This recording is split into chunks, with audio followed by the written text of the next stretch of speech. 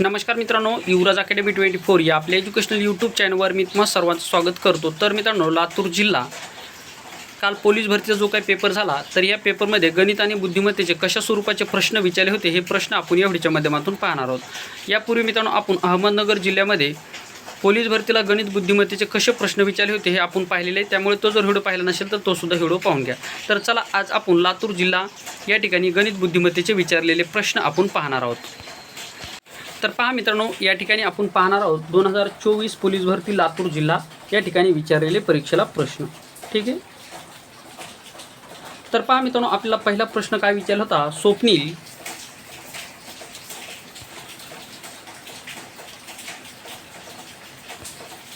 पहा, आपल्याला पहिला प्रश्न काय विचारलेला आहे? स्वप्नील व नितीन यांच्या आजच्या वयात 6 वर्षाचा फरक आहे, तर आणखी 6 वर्षानंतर त्यांच्या वयात किती फरक पडेल? अशा स्वरूपाचा प्रश्न आपल्याला विचारले।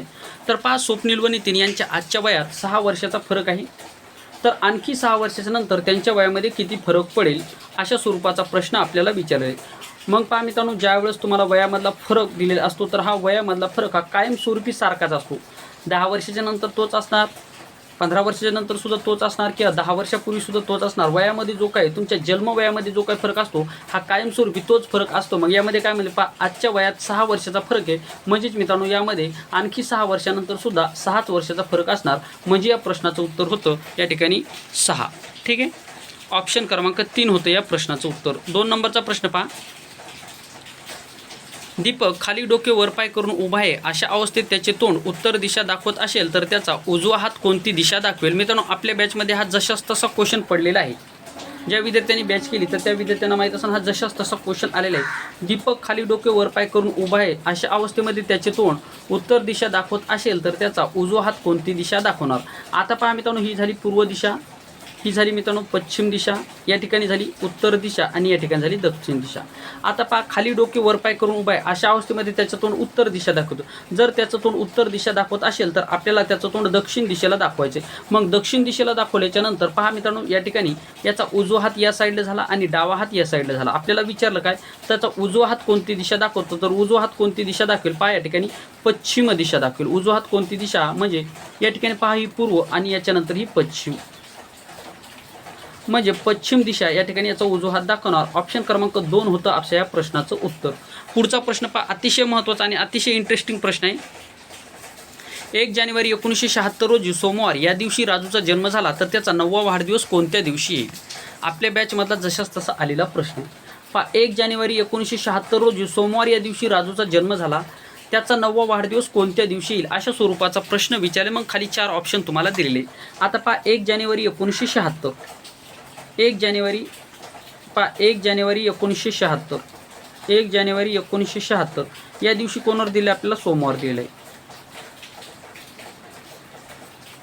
या दिवशी दिलेले आपल्याला सोमवार। ठीक आहे, मग आपल्याला काय म्हणलं पहा, तर त्याचा 9वा वाढदिवस कोणत्या दिवशी येईल? म्हणजेच याच्यामध्ये आपल्याला 9 प्लस करावं लागतील। म्हणजेच मित्रांनो, या ठिकाणी 9 जर प्लस जर केलं तर या ठिकाणी 1985, म्हणजे 1 जानेवारी 1985चा वार आपल्याला या ठिकाणी काढायचं आहे। मग आता तुमच्या लक्षात आलं पाहिजे की 9 दिवसाचे 9 वर्षाचे 9 दिवस समोर जायचं आहे। त्याच्यानंतर आता 9 वर्षाचे 9 दिवस समोर जायचं। त्याच्यानंतर आता 1976 पासून 1985 पर्यंत लीप वर्ष किती आहेत हे आपल्याला पाहायचं। तर 1976 हे लीप वर्ष आहे, कारण की जानेवारी महिना आणि फेब्रुवारी 29 तारीख यामध्ये येणार आहे। कारण की लीप वर्ष ओळखत असताना तुम्हाला मी काय सांगितलं होतं की ज्या वर्षाच्या शेवटच्या डिजिटलला 4ने भाग जातो तर ते लीप वर्ष असतं। 76ला 4ला भाग जातो म्हणून हे लीप वर्ष आहे। आता लीप वर्ष फक्त 4 वर्षांनी येतं, प्रत्येक 4 वर्षांनी लीप वर्ष येत असतं। म्हणजे 1976 हे एक लीप वर्ष झालं, त्याच्यानंतर 1980 हे एक लीप वर्ष झालं आणि 1984 एक लीप वर्ष झालं। म्हणजे लीप वर्ष 1, 2, 3 या ठिकाणी लीप वर्ष झाली। मग हे 9 वर्षाचे 9 दिवस आणि हे 3 लीप वर्षाचे 3 दिवस। ठीक आहे, मग हे किती झाले मित्रांनो? 12, म्हणजे आपल्याला 12 दिवस समोर जायचं।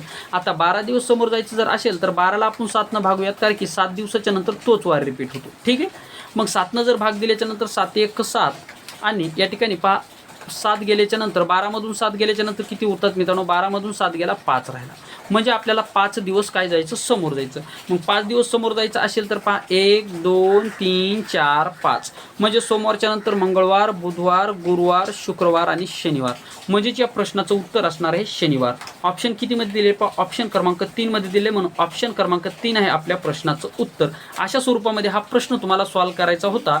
म्हणजेच 1 जानेवारी 1976 रोजी सोमवार या दिवशी राजूचा जन्म झाला, तर त्याचा 9वा वाढदिवस कोण्या दिवशी येणार आहे, तर तो शनिवारी या दिवशी येणार आहे. तर आशा करतो हा प्रश्न तुम्हाला व्यवस्थितरित्या समजलेला असेल. ठीक आहे. त्याच्यानंतर पुढचा प्रश्न पहा, अतिशय इंटरेस्टिंग पुढचा प्रश्न विचारलेला, कन्फ्यूज करणारा प्रश्न आहे पुढचा. पहा या ठिकाणी मित्रांनो दिलेले आहे 25. 25च्या नंतर काय दिलेलं आहे 100. 25च्या नंतर दिलेले आपल्याला 100. त्याच्यानंतर दिलेले मित्रांनो 36. तर 36 जसे काय येणार आहे, म्हणजे 25चा आणि 100चा संबंध जर लावला तर मित्रांनो या ठिकाणी आपल्याला पहा 25 गुणिले 4 जर केलं तर 25 चोक येते मित्रांनो 100. 25 चोक 100 येते. मग आता या ठिकाणी जे 36 दिले, 36ला जर आपण 4 जर गुणलं तर किती येते पहा, 4 सक्क 24, 24ला 4 हातचे आले 2, परत 4 त्रिक 12, 12 आणि 2 किती येते मित्रांनो 14, म्हणजे 144. 144 ऑप्शनमध्ये दिले आहे का नाही, म्हणजे याचं दुसरं लॉजिक असणार आहे. तर हा प्रश्न तुम्हाला कशा स्वरूपामध्ये सॉल्व्ह करायचा आता पहा. या ठिकाणी दिलेले मित्रांनो 25. 25च्या नंतर दिलेलं आपल्याला 100. त्याच्यानंतर दिलेले मित्रांनो 36 आणि त्याच्यानंतर काय येईल. आता हा जो काय प्रश्न आहे, जे काय शेवटचे एकक स्थानचा जो काय अंक आहे याचं काय करायचा, घन करायचा. म्हणजे 5चा जर घन जर केला तर तो येतो मित्रांनो 125. आता 125 आल्याच्या नंतर हे 25 यामधून मायनस करायचे आहेत. हे 25 यामधून मायनस केल्याच्या नंतर आला मित्रांनो 100. मग या ठिकाणी सुद्धा तसंच करायचं. एकक स्थानी 6 दिलेले आहे, मग 6चा घन करा. 6चा घन किती आहे, 6चा घन आहे मित्रांनो 216. मग 216मधून हे 36 मायनस करा. 216मधून 36 मायनस केले तर 6मधून 6 गेला राहिला 0. 11मधून 3 गेला राहिला 8 आणि या 2मधून या ठिकाणी एक हातचा घेतला तर म्हणून राहिला इथे 1, म्हणजे 180 असणार आपल्या प्रश्नाचं उत्तर. ऑप्शनमध्ये दिलेलं आहे का बा, तर दिलेलं आहे ऑप्शन क्रमांक 4 मध्ये, म्हणून ऑप्शन क्रमांक 4 होतं आपल्या या प्रश्नाचं उत्तर. आशा करतो हा प्रश्न व्यवस्थितरित्या समजला असेल. तर अशा स्वरूपामध्ये थोडासा मित्रांनो हा प्रश्न बऱ्यापैकी अवघड होता. ज्या विद्यार्थ्यांना हा प्रश्न जमला असेल तर मित्रांनो 100% तुमच्या मिनिटसाठी हा प्रश्न खूप महत्त्वाचा ठरणार आहे. 5 नंबरचा प्रश्न पहा, 1 2 4 7 12 19 30 त्याच्यानंतर काय येईल, अशा स्वरूपाचं आपल्याला विचारले. मग आपल्याला काय करायचे, यामधला फरक पहा. 1च्या नंतर काय दिलेले 2, 2च्या नंतर काय दिलेले 4, 4च्या नंतर काय दिले आपल्याला 7, 7च्या नंतर दिलेले 12, 12च्या नंतर दिलेले 19, 19च्या नंतर दिलेले 30 आणि त्याच्यानंतर आपल्याला रिकामी जागा विचारली. म्हणजे याच्यानंतर कोणतं येईल. मग जर आपण या संख्येत जर पाहिलं, याचं जर निरीक्षण जर केलं तर पहा 1च्या नंतर 2 झाला, इथे 1चा फरक आला. 2च्या नंतर 4 झाला, इथं 2चा फरक आला. 4च्या नंतर 7 झाला, इथं किती झाला, 4च्या नंतर 7 झाला, म्हणजे इथे या ठिकाणी 3चा फरक झाला. बरोबर आहे ना, 4 आणि 3 7. त्याच्यानंतर जर पाहिलं तर 7चे डायरेक्ट 12 झाले, म्हणजे 5चा फरक झाला. 12चे डायरेक्ट 19 झाले, म्हणजे 7चा फरक झाला. 19चे 30 झाले, 19चे 30 झाले, म्हणजे या ठिकाणी 11चा फरक झाला. ठीक आहे. म्हणजे या ठिकाणी जर पाहिलं पहा या ठिकाणी 1चा फरक, त्याच्यानंतर 2 आणि 1 या ठिकाणी सुद्धा 1चा फरक, त्याच्यानंतर इथं जर पाहिलं तर या ठिकाणी 2चा फरक, याच्यानंतर जर पाहिलं तर इथं 2चा फरक, याच्यानंतर इथं जर पाहिलं तर 4चा फरक. आता पहा या ठिकाणी 1च्या नंतर 2, 2च्या नंतर 3, 3च्या नंतर 5, 5च्या नंतर 7, 7च्या नंतर 11. म्हणजेच पहा या ठिकाणी इथून समोर या ठिकाणी मूळ संख्या स्टार्ट झालेली पहा. या ठिकाणी 2च्या नंतर 3, 3च्या नंतर 5, 5च्या नंतर 7, 7च्या नंतर 11, 11च्या नंतरची मूळ संख्या येईल 13. 11च्या नंतरची मूळ संख्या कोणती येईल मित्रांनो, 13. 13 आली तर मित्रांनो 13 जर पाहिलं तर या ठिकाणी 30 आणि 13 जर केलं तर 43 येतं. 43 येतं. आता पहा या ठिकाणी 1 1चा फरक, इथं 2 2चा फरक. आता आपण इथं 4चा फरक घेऊन पाहूयात.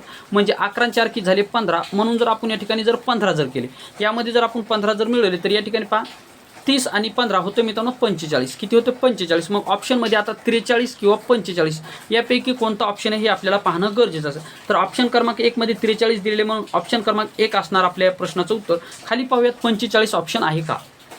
पहा 45 ऑप्शन नाही, म्हणून मित्रांनो या ठिकाणी याचा आन्सर असणार ऑप्शन क्रमांक 1 किंवा यापैकी नाही हे सुद्धा आन्सर या ठिकाणी येऊ शकतं, कारण की एक ही मूळ संख्या या ठिकाणी नाही. त्याच्यानंतर मित्रांनो पुढच्या संख्या मूळ संख्या होत्या, त्यामुळे कदाचित याचं उत्तर 43 सुद्धा येऊ शकतं किंवा यापैकी नाही हे सुद्धा येऊ शकतं. कन्फर्म या ठिकाणी सांगता येणार. आता त्यांचं लॉजिक काय लागतं हे त्यावर डिपेंड करतो. 6 नंबरचा प्रश्न पहा. 6 नंबरचा प्रश्न आपल्याला दिलेला मित्रांनो पहा या ठिकाणी जर पाहिलं 8, 8च्या नंतर 9, 9च्या नंतर 13, 13च्या नंतर 22, 22च्या नंतर 38, 38च्या नंतर 63. आता याचं काय लॉजिक असणार पहा. 8च्या नंतर 9 झाला पहा 8, 8च्या नंतर 9, 9च्या नंतर मित्रांनो 13, 13च्या नंतर झाला 22, 22च्या नंतर झाला मित्रांनो 38, 38च्या नंतर आहे 63. आता काय येणार ते आपण या ठिकाणी पाहूयात. आता काय केलं पहा मित्रांनो, या ठिकाणी 8 आणि 1 झाला 9, 9 आणि 9, 10, 11, 12, 13, 9 आणि 4 झाला 13. त्याच्यानंतर मित्रांनो याच्या ठिकाणी 12 झाला, इथं परत 1 झाला, 13च्या नंतर 22 आहे, सॉरी 13च्या नंतर काय 22 आहे, 13च्या नंतर पहा इथं 22 आहे, म्हणजे 13च्या नंतर 22 म्हणजे 13 आणि 9 झाला 22.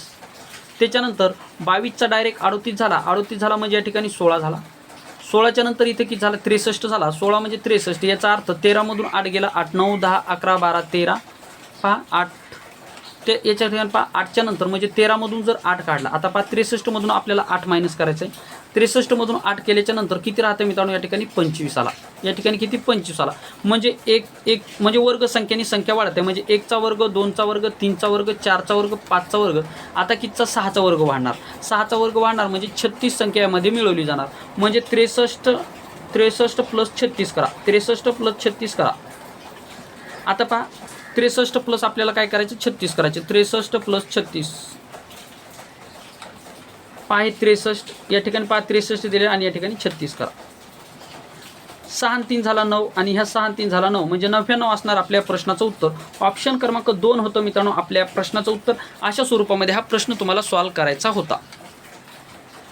त्याच्यानंतर पहा एका सांकेतिक भाषेमध्ये रमेश इज स्मार्ट हे शब्द 76.5 म्हणजे 765 असा लिहितात, तर स्मार्ट अँड ब्युटिफुल हा शब्द 978 असा लिहितात जातो, तर 862 म्हणजे रोज इज ब्युटिफुल, तर ब्युटिफुलसाठी कोणता अंक येईल. आता या ठिकाणी जर तुम्ही निरीक्षण केलं तर मित्रांनो पहा या ठिकाणी ब्युटिफुल नाही म्हणजे याचा विचार करण्याची आवश्यकता नाही. आता या ठिकाणी पहा स्मार्ट इज ब्युटिफुल, यामध्ये ब्युटिफुल आहे आणि त्याच्यानंतर पहा या ठिकाणी एक ब्युटिफुल दिलेलं आहे. ठीक आहे, इथपर्यंत तुम्हाला इथं जर पाहिलं तर ब्युटिफुल म्हणजेच पहा स्मार्ट अँड ब्युटिफुल याच्यासाठी काय वापरले मित्रांनो 9, 7 आणि 8 वापरले. ठीक आहे, त्याच्यानंतर रोज इज ब्युटिफुलसाठी काय वापरलं, रोज इज ब्युटिफुलसाठी 8, 6, 2 वापरलं. मग पहा या ठिकाणी सुद्धा इथं सुद्धा ब्युटिफुल आहे, इथं सुद्धा ब्युटिफुल आहे, म्हणजेच याचा अर्थ कॉमन अंक असणारा या ठिकाणी अंक कुठला आहे पहा, या ठिकाणी पहा 97 या ठिकाणी वेगळा आहे, त्याच्यानंतर 86 सुद्धा या ठिकाणी वेगळं आहे. या ठिकाणी पहा जर पाहिलं तर या ठिकाणी 8 आणि हे 8 कसे मित्रांनो कॉमन आहेत, म्हणजेच या ठिकाणी ब्युटिफुल शब्द, या ठिकाणी ब्युटिफुल शब्द, 2 शब्दात ब्युटिफुल शब्द दिलेले आहे आणि कॉमन अंक या ठिकाणी 8 दिलेले, म्हणजेच ब्युटिफुलसाठी 8 येणार आहे, म्हणजे ऑप्शन क्रमांक 4 आहे आपल्या प्रश्नाचं उत्तर. पहा मित्रांनो हा प्रश्न व्यवस्थित समजून जर घेतला तर अतिशय सोपा लेवलचा हा प्रश्न होता. त्याच्यानंतर पहा जर ए बरोबर 1, बी बरोबर 2, सी बरोबर 4, डी बरोबर 8 तर सी, डी, ए आणि सी साठी काय येईल. पहा मित्रांनो या प्रश्नाचं उत्तर यामध्ये दडलेलं आहे. पहा या ठिकाणी सी, डी, ए, सी इथं दिलेलं आहे का तुम्हाला, इथं पहा ए सुद्धा आहे, त्याच्यानंतर सी सुद्धा आहे आणि डी सुद्धा आहे, म्हणजेच डीला आणि सीला जे काही अंक वापरले एला तेच अंक या ठिकाणी वापरायचे, म्हणजे या प्रश्नामध्येच उत्तर तुम्हाला या ठिकाणी दिलेलं होतं. म्हणजे पहा सीसाठी 4 वापरला म्हणून आपण 4 लिहूयात, त्याच्यानंतर डीसाठी काय वापरला 8 वापरला म्हणून 8 लिहूयात, एसाठी 1 वापरला, एसाठी 1 वापरला, परत सीसाठी 4 वापरला, म्हणजे 48, 14 हेच मित्रांनो या ठिकाणी याचं उत्तर असणार आहे 48, 14 ऑप्शन क्रमांक 1. अशा स्वरूपामध्ये हा प्रश्न सॉल्व्ह करायचा होता. या प्रश्नामध्येच तुम्हाला याचं उत्तर दिलेलं होतं. ठीक आहे, त्याच्यानंतर पहा 9 नंबरचा प्रश्न, 4x - 3y बरोबर 10 तर y बरोबर 2 असेल तर x बरोबर किती. अतिशय इंटरेस्टिंग प्रश्न, थोडासा प्रश्न या ठिकाणी पहा हटके. ठीक आहे, सोपाच प्रश्न आहे परंतु गोंधळात टाकणारा प्रश्न आहे. या ठिकाणी पहा 4x - 3y बरोबर 10, मग वायची किंमत किती दिली आपल्याला, वायची किंमत दिलेली आहे 2 दिलेली, वायची किंमत 2 दिली म्हणून पहा या ठिकाणी करायचं 4x मायनस, आता या ठिकाणी वायची किंमत 2 आहे म्हणजे 3 गुणाकारामध्ये 2 जर केलं तर 3 गुणाकार 2 मध्ये जर केलं तर 3 2 6 बरोबर आले 10. ठीक आहे, आता काय करायचे 4x बरोबर हे 10, आता हे -6 आहेत इकडे गेल्याच्या नंतर +6 होते, म्हणजे या ठिकाणी 4x बरोबर किती झाला मित्रांनो 16. आता हे 4 गुणाकारामध्ये इकडे गेल्याच्या नंतर भागाकारामध्ये जातील, म्हणजे 4 चौक 16, 4 चौक 16 म्हणजे x बरोबर किती आला 4 आला. तर आपल्याला विचारतो काय x बरोबर किती, तर x बरोबर असणार 4. ऑप्शन क्रमांक 2 होतं मित्रांनो आपल्या या प्रश्नाचं उत्तर. ठीक आहे, अशा स्वरूपामध्ये हा प्रश्न सॉल्व्ह करायचा होता. त्याच्यानंतर पहा पुढचा प्रश्न 10 नंबरचा प्रश्न, हटके प्रश्न विचारलेले पहा. या ठिकाणी थोडासा हटके प्रश्न तुम्हाला विचारलेला आहे. पहा 2च्या नंतर 4 झाला, 4च्या नंतर 10 झाला, 10च्या नंतर 20 झाला, 20च्या नंतर 34 झाला, 34च्या नंतर 52 झाला, 52च्या नंतर काय होईल. अशा स्वरूपाचं आपल्याला विचारलं आहे. म्हणजे तुम्ही या ठिकाणी जर निरीक्षण जर केलं तर 3चा काय झाला 4 झाला म्हणजे 2चा फरक आला. त्याच्यानंतर 4च्या नंतर 10 झाला, इथं 6चा फरक आला. 10च्या नंतर 20 झाला, 10च्या नंतर 20 झाला, कितीचा फरक आला. 10च्या नंतर काय झाला मित्रांनो 10च्या नंतर 20 झाला, या ठिकाणी 10चा फरक झाला. 20च्या नंतर 34 झाला, 20च्या नंतर 34 झाला, 14चा फरक झाला. 34च्या नंतर 52 झाला. आता 34च्या नंतर काय झाला मित्रांनो 52 झाला. 34च्या नंतर 52 झाला म्हणजे कितीचा फरक झाला पहा. 34 आणि 6 जर पाहिले तर 34 आणि 6 झाले मित्रांनो 40. 40च्या नंतर म्हणजे 40 34 आणि 6 झाली 40, 40 आणि 12 म्हणजेच मित्रांनो 6 आणि 12 18. या ठिकाणी 18चा फरक झाला. म्हणजे आता पुढचा कितीचा फरक येईल पहा. या ठिकाणी कितीचा फरक आहे, या ठिकाणी आहे 4चा फरक. या ठिकाणी जर पाहिलं तर इथं सुद्धा 4चा फरक आहे. या ठिकाणी जर पाहिलं तर इथं सुद्धा 4चा फरक आहे. या ठिकाणी जर पाहिलं तर इथं सुद्धा 4चा फरक आहे. पुढचा सुद्धा जर पाहिलं तर 4चा फरक असणार. म्हणजे 18 आणि 4 होणार 22. म्हणजेच मित्रांनो या ठिकाणी 22 पुढची संख्या वाढणार आहे. म्हणजे 52 प्लस जर आपण 22 जर केला तर किती येणार पहा. 2 आणि 2 4 आणि 7 या ठिकाणी 5 आणि 2 झाला 7. म्हणजे 74 असणार आपल्या प्रश्नाचं उत्तर. ऑप्शन क्रमांक 1 होतं मित्रांनो आपल्या प्रश्नाचं उत्तर. अशा स्वरूपामध्ये हा प्रश्न तुम्हाला सॉल्व्ह करायचा होता. अतिशय महत्त्वाचा प्रश्न होता, इंटरेस्टिंग प्रश्न होता आणि या ठिकाणी फरक तुम्हाला दिलेला होता. ठीक आहे, आशा करतो हे गणित तुम्हाला व्यवस्थितरित्या समजलेलं असेल. आता 11 नंबरचं गणित पहा. एक फासा वर फेकला असता वरील पृष्ठावर 2 पेक्षा मोठी संख्या असण्याची संभाव्यता किती. आता संभाव्यतेवर आधारित हा प्रश्न तुम्हाला विचारलेला आहे. पहा एक फासा जर वरती जर फेकला तर पहा या ठिकाणी कधी फाशावर 1, 1च्या नंतर 2, 2च्या नंतर 3, 3च्या नंतर 4, 4च्या नंतर 5, 5च्या नंतर 6 एवढेच या ठिकाणी अंक असतात फाशावर. फाशाला किती एकूण 6 बाजू असतात. फासा म्हणजे कसा मित्रांनो पहा या ठिकाणी अशा स्वरूपाचा एक फासा. या ठिकाणी मी जर अशा स्वरूपाचं जर काढलं तर हा असतो मित्रांनो आपला फासा. ठीक आहे, म्हणजे याला किती 4 बाजू असतात, याला किती 6 बाजू असतात. मग 6 बाजू असतात म्हणजे 6 पेक्षा बाजू जास्त नसतात. म्हणजे याला किती 6च अंक असणार. म्हणजेच या ठिकाणी आपल्या 6 पैकी म्हणजे एकूण किती झाले मित्रांनो या 2 1 2 3 4 5 6 म्हणजे 6 पैकी आता 2 पेक्षा मोठा अंक किती आहेत पहा. 3 2 पेक्षा मोठा आहे, 4 सुद्धा आहे, 5 सुद्धा आणि 6 सुद्धा आहे. 1 2 3 4 आहेत म्हणून या ठिकाणी आपण 4 लिहिले. 4 लिहिल्याच्या नंतर आता आपण याला काय करू शकतो 2 ने भाग देऊ शकतो. म्हणजे बेदोनी 4 आणि बेत्रिक 6. म्हणजेच एक फासा वर फेकला असता वरील पृष्ठावर 2 पेक्षा मोठी संख्या असण्याची संभाव्यता किती तर 2/3 एवढी संभाव्यता असणार आहे. ऑप्शन कितीमध्ये ऑप्शन क्रमांक 2 होतं या प्रश्नाचं उत्तर. ठीक आहे, अशा स्वरूपामध्ये हा प्रश्न सॉल्व्ह करायचा होता.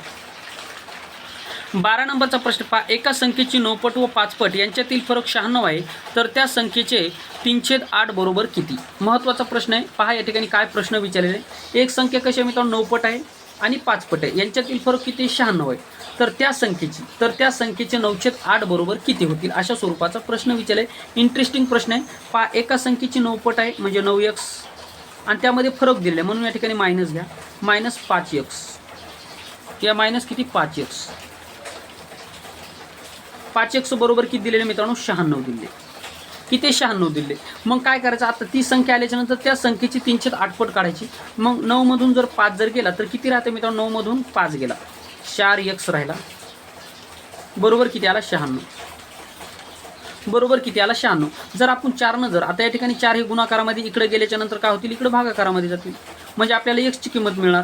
मग 4 1 4 4 2 8 आणि 4 चौक 16 म्हणजे x बरोबर आलं 24. x बरोबर किती आलं 24 म्हणजे ती संख्या असणार 24. आता या संख्येची आपल्याला 3/8 काढायची. 3/8 पट काढायची. 3/8 पट किती मग 8 1 8 आणि 16 8 त्रिक 24. 8 त्रिक किती मित्रांनो 24. मग 3 गुणाकारामध्ये 3 करा. 3 गुणाकारामध्ये 3 जर केलं तर उत्तर येते मित्रांनो आपलं 9. आलं उत्तर 9. ऑप्शन क्रमांक 2 होतं या प्रश्नाचं उत्तर. अशा स्वरूपामध्ये हा प्रश्न तुम्हाला सॉल्व्ह करायचा होता. ठीक आहे, 13 नंबरचा प्रश्न पहा. 2 वाजायला 10 मिनिटे कमी असताना घड्याळाचा तास काटा व मिनिट काटा यांच्यातील किती अंशाचा कोन असेल. घड्याळ हा टॉपिक मी तुम्हाला सांगितलेला होता. 2 वाजायला 10 मिनिटे बाकी असताना घड्याळाचा तास काटा व मिनिट काटा यांच्यात किती अंशाचा कोन असेल अशा स्वरूपाचा प्रश्न आपल्याला विचारलेला आहे. आता 2 वाजायला 10 मिनिट कमी आहेत याचा अर्थ 1 वाजून 50 मिनिट झालेले असतील. बरोबर आहे ना. 2 वाजायला हे तुम्हाला समजणं गरजेचं गणिती भाषा.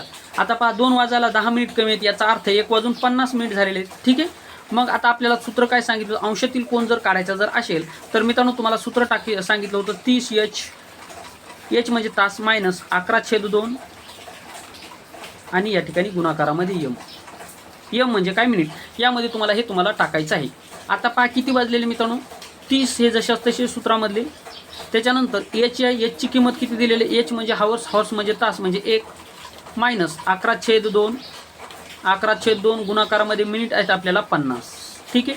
मग या 2 जर आपण 50ला जर भाग जर दिला तर 25चा भाग जाणार, 25चा भाग जाणार. आता 25 × 25, 25 × 25, 25ला 5चा हातच्या 2, परत 25 × 25 आणि 2 27, 25, 26 आणि 27 हे झाला मित्रांनो 275. आता 30 × 30 मायनस 30 झाला. ठीक आहे. म्हणजे आता 275 मधून आपल्याला 30 मायनस करायचे. 275 मायनस 30, 5 मधून 0 गेला 5 राहिला, 7 मधून 3 गेला 4 राहिला आणि 2 जशाच तसा, म्हणजे 245 या ठिकाणी राहिलेलं आहे आपलं अंशात्मक कोण आलेला आहे. मग काय करा, तुम्हाला काय सांगितलं, ज्यावेळेस घड्याळामधला कोण काढते वेळेस तो जर कोण 180च्या वरी जर गेला, 180च्या वरी जर गेला तर तो नेहमी 360 मधून मायनस करायचा असतो, 360 मधून मायनस करायचा असतो. म्हणजेच या ठिकाणी 245 आपल्याला 360 मधून मायनस करावे लागतील. म्हणजेच पहा मित्रांनो 360 मायनस 245. आता जो काय आपला आन्सर येणार ते आपलं फायनली आन्सर असणार आहे. मग 10 मधून 5 गेला, या ठिकाणी किती राहिला 5 राहिला. त्याच्यानंतर 5 मधून 4 गेला 1 राहिला आणि 3 मधून 2 गेला 1 राहिला, म्हणजे 115 अंशाचा कोन या ठिकाणी असणार आहे. ऑप्शन कितीमध्ये दिलेले पहा, 115 अंशाचा कोन या ठिकाणी असणार आहे, 115 अंशाचा. ठीक आहे. तर ऑप्शन 2 मध्ये तर नाही, तिसऱ्या ऑप्शनमध्ये असेल पहा, कदाचित चौथ्या ऑप्शनमध्ये दिलेले पहा. ऑप्शन क्रमांक 4 होतं या प्रश्नाचं उत्तर. तर अशा स्वरूपामध्ये हा प्रश्न तुम्हाला टॅकल करायचा होता. 14 नंबरचा प्रश्न पहा. 15 मजूर रोज 8 तास काम करून एक काम 18 दिवसात संपवतात. तेच काम 16 मजूर रोज 9 तास काम करून किती दिवसामध्ये संपवतील. ठीक आहे. आता काय करायचं पहा मित्रांनो, हा प्रश्न तुम्हाला कसा सॉल्व करायचा जशाच तसा लिहायचा आहे. 15 मजूर रोज 8 तास काम करून एक काम 18 दिवसामध्ये संपवतात. बरोबर. आता 16 मजूर तेच काम दररोज 9 तास काम करून किती दिवसामध्ये संपवतील. डी म्हणजे काय, दिवसामध्ये संपवतील. मग काय करूयात मित्रांनो, आता या ठिकाणी हे जे काही तुम्हाला दिलेलं आहे हे काय करूयात आपण इकडे करून भागाकारामध्ये करूयात, पक्षांतर करूयात. मग पक्षांतर केल्याच्या नंतर हे झालं मित्रांनो 16 गुणाकारामध्ये 9. आता या ठिकाणी फक्त काय राहिला, डी राहिला, म्हणजे डी म्हणजे दिवस. आता आपल्याला जे दिवस निघतील ते याचं आपलं उत्तर असणार आहे. मग याला भाग देऊन पहा, 9 × 1 = 9, 9 × 2 = 18, परत पहा 8 × 1 = 8, 8 × 2 = 16. आता छेदामधला 2 कटला, अंशामधला 2 कटला, राहिला फक्त या ठिकाणी 15. म्हणजेच मित्रांनो या प्रश्नाचं उत्तर असणार 15. म्हणजे ऑप्शन क्रमांक पहा 15 कुठं दिले, तर ऑप्शन क्रमांक 15 या ठिकाणी दिलेलं नाही मित्रांनो. ऑप्शन एकामध्ये सुद्धा 15 दिलेलं नाही. बहुतेक या ठिकाणी टायपिंग मिस्टेक असू शकते. तर मित्रांनो याचं उत्तर आहे 15. याचं उत्तर किती आहे, 15. म्हणजे 15 मजूर रोज 8 तास काम करून एक काम, या ठिकाणी आता इथे एक 15 आपण लिहूयात, तर हे 15 याचं उत्तर असणार आहे. ठीक आहे. म्हणजे ऑप्शन क्रमांक 3, 18च्या जागी 15 करा किंवा कुठलंही एक ऑप्शन सोडून तुम्ही 15 करू शकता. इथे 115च्या जागेवर कदाचित 15 असेल, एक एक्स्ट्रा झालेला असेल, त्यामुळे मित्रांनो या ठिकाणी याचं उत्तर आहे मात्र 15. ठीक आहे. त्याच्यानंतर पहा 15 नंबरचा प्रश्न. 65 विद्यार्थ्याचा सहलीचा खर्च 7,800 रुपये आहे, तर 90 विद्यार्थ्याच्या सहलीचा खर्च किती असेल. अतिशय महत्त्वाचा आणि इंटरेस्टिंग प्रश्न तुम्हाला विचारलेला होता. ज्या विद्यार्थ्यांनी व्यवस्थित अभ्यास केला त्या विद्यार्थ्यांना हा प्रश्न व्यवस्थितरित्या जमला असेल. 65 विद्यार्थ्याच्या सहलीचा खर्च मित्रांनो किती, 7,800. म्हणजेच मित्रांनो 65 विद्यार्थ्याला जर 7,800 रुपये लागतात, 7,800 रुपये लागतात, तर 90 विद्यार्थ्याला किती रुपये लागतील. मग याचा करायचा मित्रांनो आता तिरपा गुणाकार करायचा. म्हणजे आपल्याला काय करायचं, या ठिकाणी पहा, तिरपा गुणाकार करायचा म्हणजे आपल्याला काय करायचं, या ठिकाणी जो काही 90 आहे, 90चा गुणाकार आपल्याला कशासोबत करायचा पहा मित्रांनो. या ठिकाणी 90 गुणाकारामध्ये 7,800 आणि छेदामध्ये हे 65. आता जर आपण वरती 78ला आणि 65ला जर भाग द्यायचं जर ठरवलं तर कोण्या संख्येने भाग जाईल, 13ने भाग जाईल. कारण की 13 × 1 = 13, 13 × 5 = 65, 13 × 5 = 65 आणि 13 × 78. 13 किती मी झालं मित्रांनो 78. मग 13 × 78 झाल्याच्या नंतर या ठिकाणी हे 2 शून्य आहेत, हे 2 शून्य लिहून टाका. म्हणजे झालं मित्रांनो या ठिकाणी किती झालं, या ठिकाणी झालं मित्रांनो 600.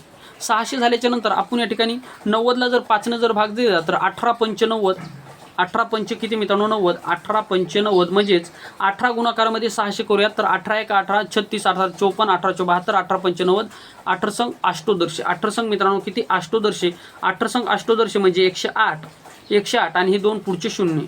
म्हणजेच मित्रांनो 65 विद्यार्थ्याचा सहलीचा खर्च 7,800 असेल, तर 90 विद्यार्थ्याचा सहलीचा खर्च 10,800 रुपये असणार. किती? 10,800. ऑप्शन कितीमध्ये दिले? तर ऑप्शन क्रमांक 1 आहे मित्रांनो आपल्या प्रश्नाचं उत्तर. अशा स्वरूपामध्ये मित्रांनो हा प्रश्न तुम्हाला सॉल्व्ह करायचा होता.